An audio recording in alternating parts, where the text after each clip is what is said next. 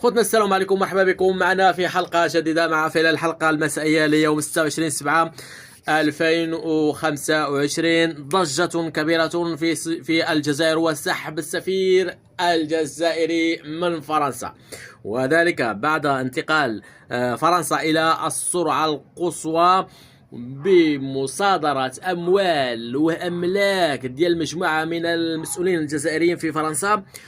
سحب السفير الجزائري له تبعات كبرى، وبيان من وزارة الخارجية الجزائرية.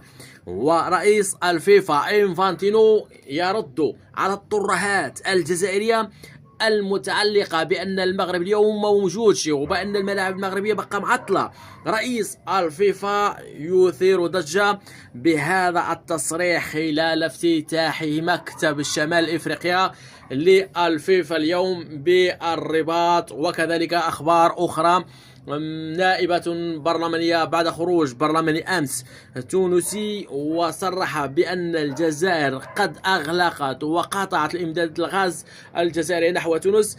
برلمانية تونسية مرة أخرى كتقول بأن الجزائر قطعت علينا الغاز وقالت لنا إلا بغيتوا الضوء خذوا شروا من عندنا الضوء، ما شروش من عندنا الغاز.